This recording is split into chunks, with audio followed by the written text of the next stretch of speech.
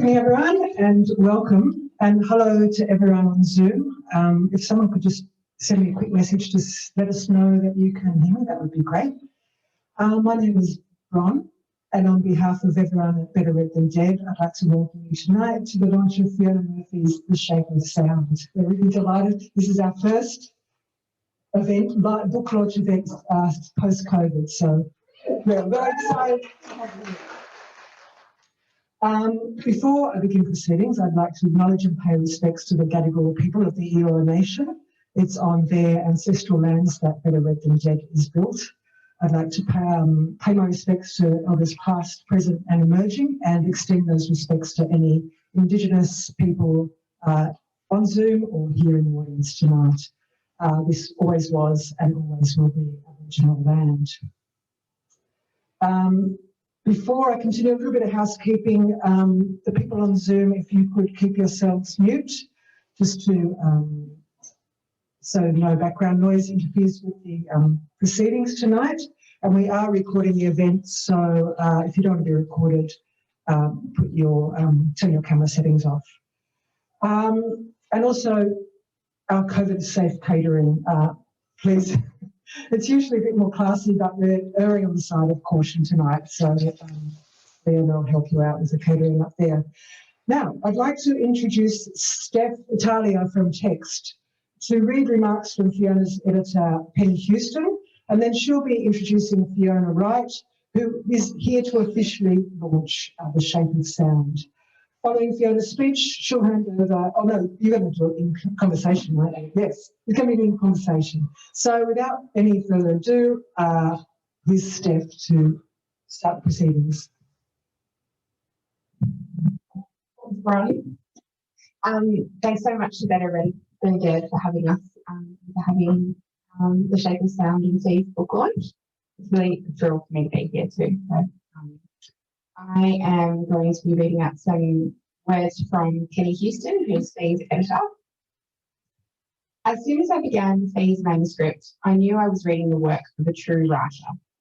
Not only does she have a great story to tell, she tells it with passion, intelligence, and care in a style that is miraculously both precise and poetic. Fee is a born writer. While working full-time and moving house, Fee dived into the edit with enthusiasm and discrimination. It was a great editorial conversation, and I particularly loved meeting her family through her writing. I'm ashamed at how little I knew about the experience of being deaf and the politics of our healthcare system in regards to deaf people. Fee's research is impeccable, and it was a revelation to learn about deaf architecture, sign language, and the deaf community. Her book is an important contribution to the discussion of disability and the work that needs to be done in this area. It was a real pleasure working with Fee, and I'm immensely proud of her and the wonderful book she has written. I'm so sorry I can't be there with you all this evening to send The Shape of Sound into the world. Thank you to Maddie Rebecca for her brilliant work in Fee's publicity, including this launch. And thank you to Kate Lloyd for all her wonderful marketing work. And a big thank you to our designer Chong Wen Ho for his perfect cover for The Shape of Sound. And most importantly, a huge thank you to Fiona Wright for officially launching Fee's book, which on behalf of all of us at Text Publishing, I commend to you all. We love you should recommend it to your friends and contacts. Enjoy your evening and bravo.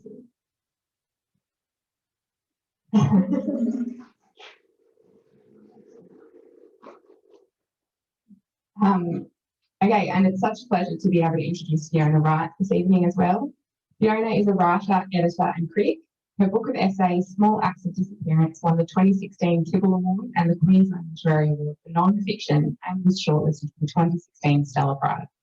Her poetry collections, Knuckled and Domestic Interior, and her new essay collection is The World Was Whole. Please put your hands together for Fee.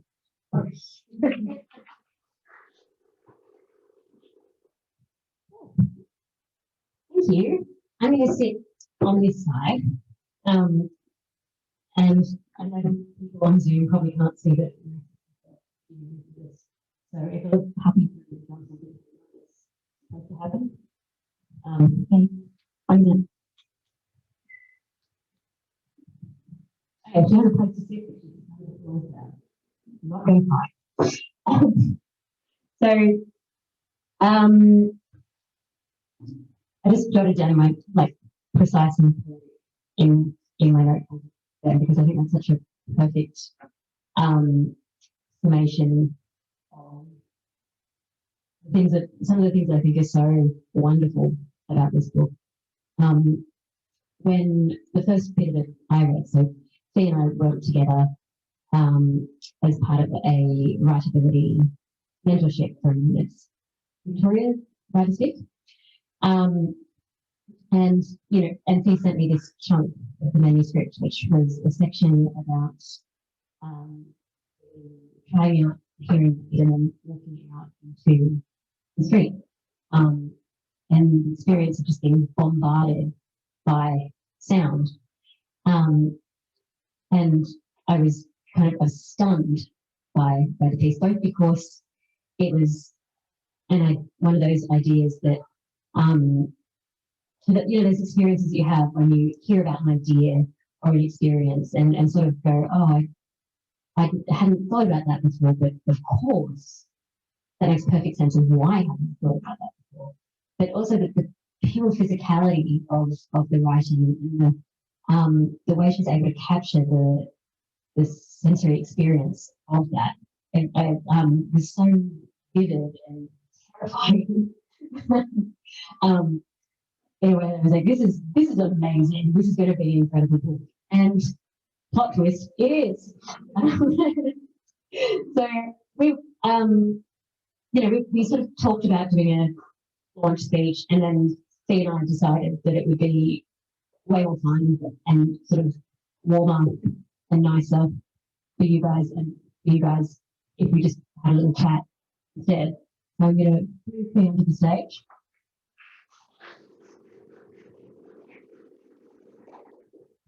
The dog also thinks that everyone reports to her. So, thank you. Matt.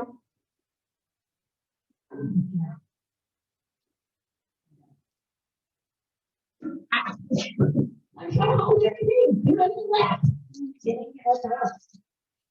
Right. So, I wanted to ask you, first of all, about this idea of the shape of sound, which I know is something we've talked about before.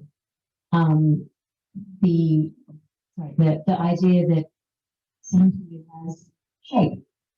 And kind of, I think you said that it was a realization you had almost through the writing. Yeah, absolutely. This is on, right? Yeah. Perfect.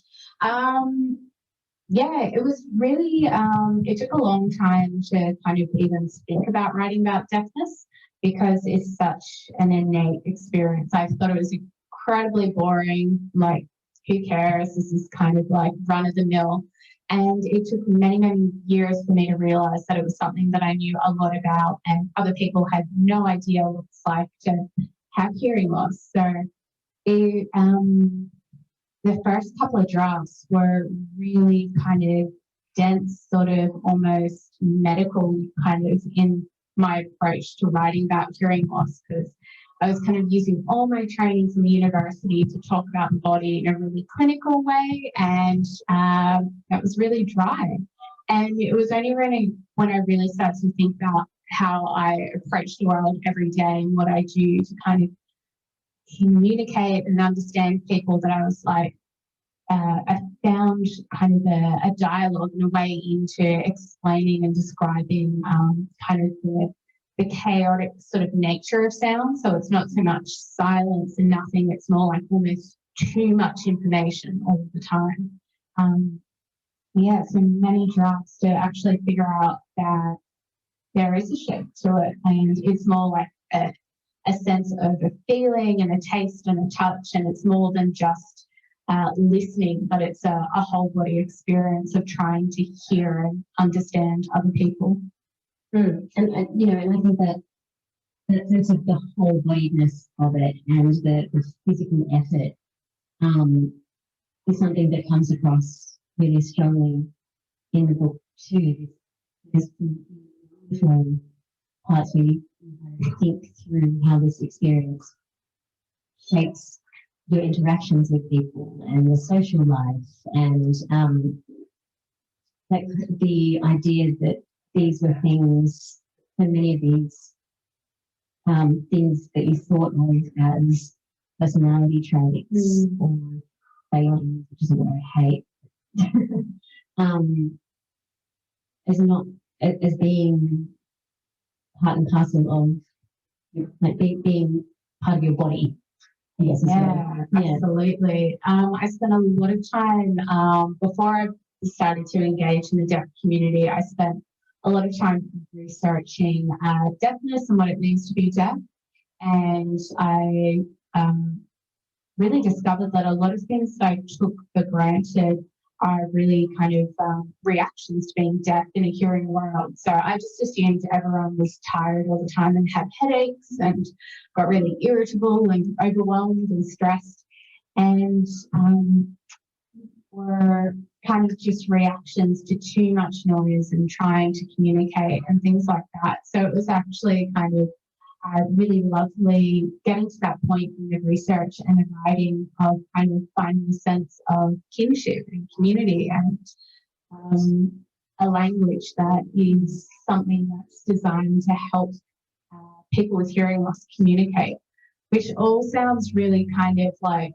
obvious in retrospect of like, well, sign language has been around for hundreds of years. Like, why couldn't you just figure this out?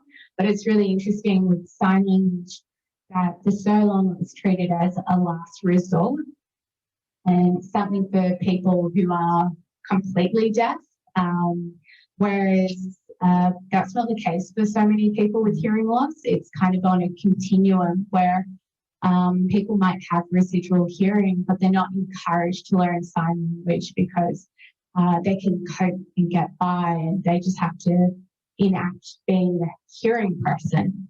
So I really hope by kind of writing about my experience of having hearing doesn't mean that I can't get the benefit from sign language, because, oh my goodness, the amount of headaches reduce immediately with being able to communicate in a language that suits your body. I'm nodding along furiously here because it's one of the things that frustrates me the most. This idea that you know, if you're disabled and can make the effort to be normal or pass as normal, I've got a big thing about normal at the moment, so I'm going to stay away from that rabbit hole. But you know, if you can put effort into pass, you should put effort into pass. When instead of doing the thing that would make your life easier, but also like reveals to the world that you're not like them, as if this is some terrible, shameful thing that you're supposed to hide. And it does real damage. Yeah, I think that's really great because I think those stories are becoming a lot more prominent of how much work disabled people are doing every single day to kind of fit themselves into the wider world. And that's often invisible labour and effort that people with disabilities have to shoulder because, unfortunately, a simple question of do you have any access requirements is not asked on a regular basis. And a lot of people who don't have disabilities or that experience think that it's rude or inappropriate to even strike up a conversation about disability because for so long it's been completely taboo. And I feel optimistic that it's changing, particularly with books like Growing Up Disabled in Australia. People are actually saying the word disabled now, whereas for so long a lot of us were taught like, no, differently able, oh my God, special needs, and all those euphemisms they downplay the reality of what it's like to have a disability, and it's putting even more work on the disabled person to kind of navigate a world that isn't necessarily kind to their bodies. And and you kind of spoke about this a little bit already, but to me, one of those pieces of effort, one of the things that you have to work so hard at, and that I think you've written about so beautifully, is this sense that I know we've both had to go through of almost coming into the identity that it's not something that is presented to you as a thing that you can be or want to be. But I think of this book almost as if there's a coming of age story in it, but that coming of age is a coming into identity, and having that that's how you learn so much about who you are, and how you are in the world and how you move forward. And it's a huge effort to have to do that on your own. But that's the case for so many disabled people. I absolutely agree, and I hope that is changing.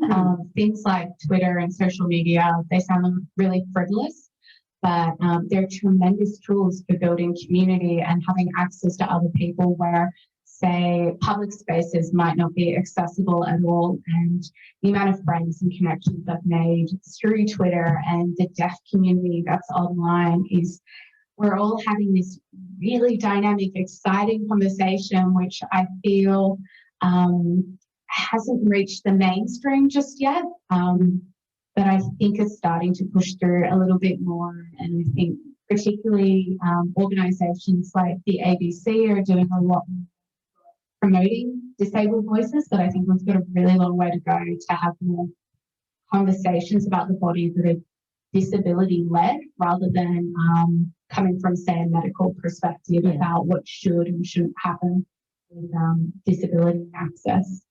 And yeah, I think this is it was interesting to me. I was having a look at some of the blurbs, that's the word. Some of the wonderful blurbs in the front of the book this afternoon, and it struck me how many of them mentioned this idea of seeing the world anew.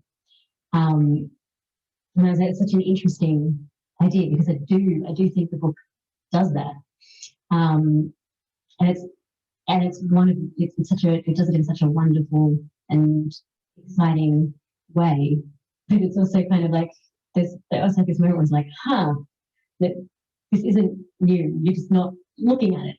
Yeah, and it's one of the reasons why I didn't write about deafness for so long is because not only is it innate to me and it's kind of run of the mill every day for me, it's every day for a lot of Australians. So 1 in 6 Australians have some form of a hearing loss or a hearing health issue, and that can be anywhere from having hearing loss to tinnitus to Meniere's disease, a whole scope of hearing health issues. So there's a lot of people out on the streets, and who you know and who you meet, and probably in your families as well, who have hearing health concerns. Unfortunately, those stories aren't really told, and even stories that have been told, like Helen Keller, her stories apparently are hoax all over TikTok, and there's a lot of younger generations who are saying she's a complete fraud. So there's really damaging information out there from a lack of information. So I think more disability-led stuff, it's exciting for everyone, because if you get to see the world anew through one perspective, imagine if there are more and more stories. It just makes everyone's kind of perspective wider, deeper, more interesting. Yeah, I absolutely agree with that. And the own voices thing I think is so important too, because it helps us recognise ourselves and each other. But I wanted to make sure I asked you some questions about craft as well, because I know that often with books like these that have big issues in them and personal stories in them, people forget to ask you about the writerly stuff. And one of the things that I like so much about this book is how good the writing is. That I'm really interested in the kind of attention to language that you have, especially given your medical training, that there's this really interesting interplay at times between sort of medical language and a poetic language and the places where they intersect. Sorry, that's not much of a question, but No, I have a statement more than a question. I'll take your comment, Phoebe. I'll take it. No, I think that's a really great question, comment. One of the things that I have done for a very long time, because I had so much trouble learning to read and write, I became super obsessed with the structure of words and the sound and the look and the taste and the feel of words, that I do keep copious lists of words just for the sake of it, because I just really enjoy words. So when I actually do write, I often just write in fragments, and I will work so hard to get my favorite words into sentences. So I kind of engineer entire scenes just so that I can have a really nice aesthetic for myself. And so I am quite a slow and messy writer, because I really do like to try and be playful with words, particularly with terminology and things like that. I feel incredibly grateful to have a university education, particularly in anatomy, because health literacy in Australia is shockingly low, and that's even for people with university degrees in other areas such as commerce, economics, or just regardless of your level of education, chances are your health literacy is super low. So I feel really lucky as a health professional to understand that it's my job to change how I talk, to ensure that patients and clients understand what I'm talking about.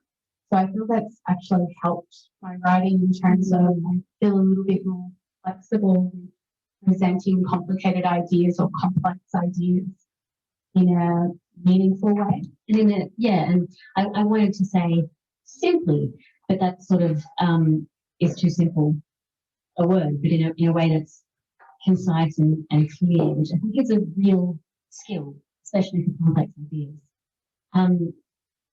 The other thing I wanted to ask was about essays. Yes. And, it's very interesting to me that so many of the books in this genre, the kind of this sort of new wave of disability writing. Can we call it that? Yeah. Let's call it that. I love therapy. No, yeah. That so many of the books have been essay books, and I wanted to know if you have a take on that, if you have an idea. Well, this is probably, I don't want to embarrass you, but I think you have pretty much a huge influence in that, because so fortunate that Fiona Wright has really led the way with disability writing in Australia. I swear that isn't why I asked the question. No, it's my honest answer. I think that cheesy but profound and true statement of you can't be what you can't see. I think for so long in Australian literature, there just wasn't those different perspectives and playing with form. And I think some of the most exciting writing in Australia that's happening at the moment is coming from the disability arts community. And there's a lot of melding of forms with kind of poetry and poetic essay and fiction, and it's really dynamic. And I think more and more work that's being commissioned at the moment from disabled voices is just really going to shift the conversation forward. It's exciting. I also just noticed we have a comment here from Sam Van. Hi, Sam. Who is complimenting everybody on the incredible curly hair that's happening tonight. And I'm sure the dog is doing that as well. Okay, well, I'm going to step out of the, I was going to say limelight, but it's like there's light everywhere. So I'm going to step off the stage now and hand over to Bea to read a little bit from so that you can all have a taste of just quite how wonderful it is. So totty pies. Sorry, I've been watching British Bake Off. They say totty pies all the time, and I've decided that's the new wonderful thing that people definitely shouldn't say. So I'm going to say it. Thank you. So I'm going to read a short section from the chapter titled In Sound. And for a little bit of context, this is when I'm in my mid-20s and I decided to try hearing aids for the first time, coincidentally, just up the road. Why now? The audiologist asked after I sat down. I've heard the technology has changed a lot, I replied. She nodded as she delicately measured my ears. Your ears are the size of a child's. I'll have to order the smallest pair. 2 weeks before the appointment, I had typed one deaf ear into Google. I'd recently met several people with hearing aids who were ecstatic with them. It's just like before, they said. Actually, probably even better than before. Better, better, better. The beat of better drummed in my head. Had a new type of hearing aid been invented? Something smaller, faster, slicker, something that could make me better. The search engine suggested that instead of one deaf ear, I must be looking for unilateral deafness. I casually scrolled down the search results, expecting to find brand names of hearing aids, but recoiled when I read the impact of unilateral deafness. Irritability, social isolation, jumpiness, frequent headaches. One of the entries described people with unilateral deafness as being often misdiagnosed with ADHD and suffering from, quote, chronic interpersonal communication difficulties. Their body language and mannerisms awkward or unusual as they stare at other people's mouths or tilt their heads frequently in an almost bird-like manner. As I read through the list, each dot point collided with a memory.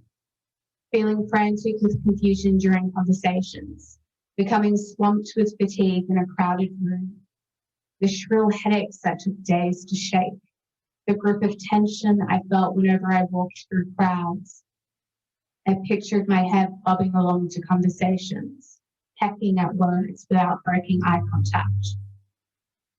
Bile racing up my midline, I kept reading. People with unilateral deafness are often perceived as boorish, domineering, socially awkward, and evasive. The descriptors seemed like neat euphemisms.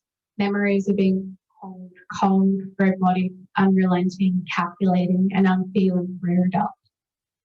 Unlike during my hypochondriac moments, I was now confronted by a clinical description. Why did I ever think I could pass as hearing?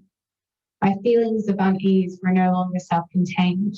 I immediately booked an appointment at the closest audiology clinic, only a 20-minute walk away, but I had to wait 2 weeks before I could get better. By then, the list had become a subsonic hum, reverberating through me each time I looked at someone's lips or tilted my head to hear better. You are boorish or evasive. The beat of better changed to a dull drone.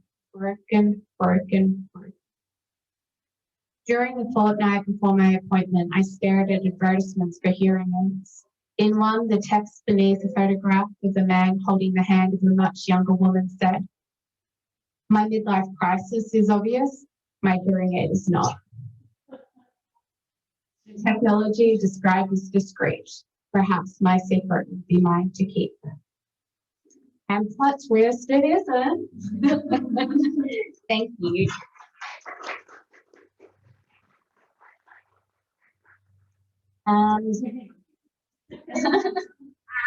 That's under a gold. I realised that I walked away too soon because, we kind of need to do the actual form of it. Like we said, it's been a year since anyone's done this, forgotten how. It is a great pleasure and honour to officially welcome the Shape of Sound into the world. Congratulations, Bea. I know how hard you've worked on this book, and it's a really wonderful achievement, and I am convinced that it's going to do wonderful things in the world as well. And thank you all for being here and there. It's time to eat the cheese.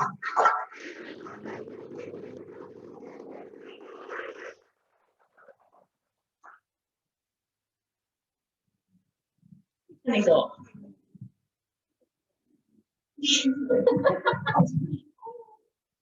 We love you. Thank you very much.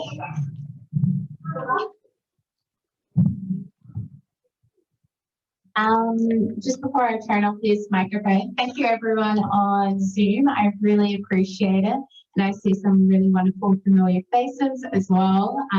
Such a thrill to have people in real life and Zoom. I kind of feel like I've got the best of both pandemic worlds. I don't know. And it's such a thrill as well to have an interpreter here. And I'm really happy that interpreters are becoming more commonplace.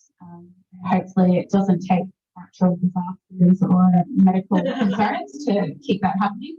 I would also really love to thank he has seen many horrendous over a really long time and really helped me get around what I was trying to say. And a big thanks to everyone in text right from the beginning. Penny, my editor, was extremely welcoming, and everyone else at text. It really is like a family. Maddie's been great in organising every publicity thing. Steph has been wonderful. Kate was marketing, and all the way through it was felt really, really welcoming. And I hope this book does help people communicate a little bit more openly about deafness and disability. It'd be great. Thank you.